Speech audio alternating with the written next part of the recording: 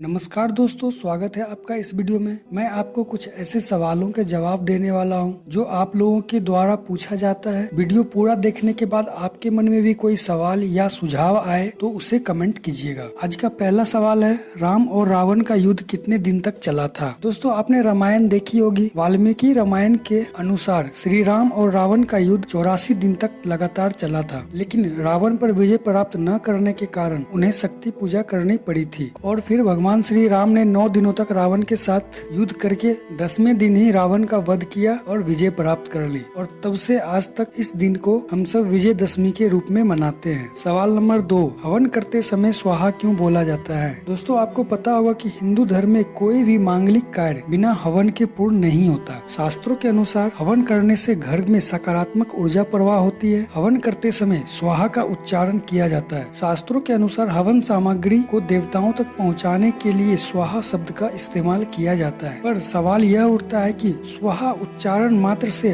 हवन सामग्री देवताओं तक कैसे पहुंच जाती है? शास्त्रों में अग्नि को सबसे पवित्र माना गया है, अतः हवन सामग्री को देवताओं तक पहुंचाने का सबसे अच्छा मार्ग अग्नि में इसकी आहुति देना होता है। स्वाहा शब्द प्रकृति में विद्वान शक्तियों का एक प्रतीक है। मान्यताओं के अनुसार स्वाहा शब्द प्रकृति का एक स्वरूप है जिसका विवाह अग्नि के साथ देवताओं के आग्रह से संपन्न हुआ था। भगवान श्री कृष्ण ने स्वयं स्वाहा को वरदान देते हुए कहा था कि वह केवल उसी के माध्यम से हविष को ग्रहण करेंगे, अन्यथा नहीं। दरअसल कहानियों के अनुसार स्वाहा अग्नि देव की पत्नी है। ऐसे में स्वाहा का उच्चारण हवन सामग्री को अग्नि के माध्यम से देवताओं को पहुंचाते हैं। सवाल नंबर 4, मंदिर की परिक्रमा क्यों करते हैं? सूर्य देव की 7, श्री गणेश की 4, भगवान विष्णु और उनके सभी अवतारों के 4, देवी दुर्गा की 1, हनुमान जी की 3, शिव जी की आधी परिक्रमा करने का नियम है। शिव जी की आधी पर दक्षिणा ही की जाती है। इस संबंध में मान्यता यह है कि जलधारी को लांघना नहीं चाहिए। जलधारी तक पहुंचकर परिक्रमा को पूर्ण मान लिया जाता है। सवाल नंबर 3, सांप बार बार जीभ क्यों निकालते हैं? दरअसल दोस्तों, सांप पृष्ठवंशी सरीसृप वर्ग का प्राणी है। सांप की कई प्रजातियां काफी खतरनाक होती हैं। ऐसा माना जाता है कि सांप या इसकी अन्य प्रजाति जीभ की सहायता से सूंघते हैं और आसपास के माहौल का पता लगाते हैं। यही कारण है कि सांप अपना जीभ बार बार बाहर निकालते हैं। सांप को कोई आवाज सुनाई नहीं देती है। सांप किसी भी आवाज या आहट के कंपन को महसूस करते हैं। सांप सूंघने में और आसपास के माहौल को पता करने में अपने जीभ का ही उपयोग करते हैं। सवाल नंबर 5, पशु पक्षी कभी बीमार क्यों नहीं पड़ते हैं? दोस्तों, आपने एक पुरानी कहावत तो सुनी ही होगी, बंदर कभी बीमार नहीं पड़ता। यह कहावत बिल्कुल सही है, और यदि कभी बीमार पड़ भी गया तो वह जिंदा नहीं बचता। आपने कभी सुना है किसी बंदर को, किसी चिड़िया को डायबिटीज या टीबी या हार्ट अटैक जैसी बीमारी हो गई हो? ये कभी आयोडीन नमक नहीं खाते हैं, ये कभी आरओ का पानी नहीं पीते हैं, ये कभी ब्रश नहीं करते हैं, फिर भी ये स्वस्थ रहते हैं। आपको जानकर हैरानी होगी कि बंदर का जो RH फैक्टर होती है वो आदर्श होता है। इसलिए डॉक्टर जब भी इंसानों का RH फैक्टर पता करते हैं तो वो बंदर के RH फैक्टरों से मैच करते हैं। विशेषज्ञों के अनुसार बंदर कभी बीमार नहीं पड़ सकता। बंदर सवेरे सवेरे भरपेट खाना भी खाते हैं जो आदमी कभी नहीं खाते हैं। सूर्य निकलते ही सारी चिड़िया, सारे जानवर खाना खाते हैं, परंतु मनुष्य ब्रेकफास्ट, डिनर और लंच के चक्कर में पड़े रहते हैं और बीमार भी पड़ते हैं। आज से सैकड़ों साल पहले वानभट्ट जी ने कहा था, सुबह का भोजन सूर्य निकलने से 2.5 घंटे बाद और शाम का भोजन सूर्य अस्त होने से आधे घंटे पहले ही कर लेना चाहिए, तभी आप बीमारियों से बच सकते हैं। वानभट्ट जी के अनुसार इस समय हमारी जठराग्नि बहुत ही तीव्र होती है और जठराग्नि का सीधा संबंध सूर्य से होता है, और जठर अग्नि सबसे ज्यादा तीव्र स्नान करने के बाद होती है। इसलिए आपने कभी अनुभव भी किया होगा कि स्नान करने के बाद बहुत तेज की भूख लगती है और हमें इसी समय खाना भी खाना चाहिए, क्योंकि ऐसा उचित माना जाता है। दोस्तों, पशु पक्षी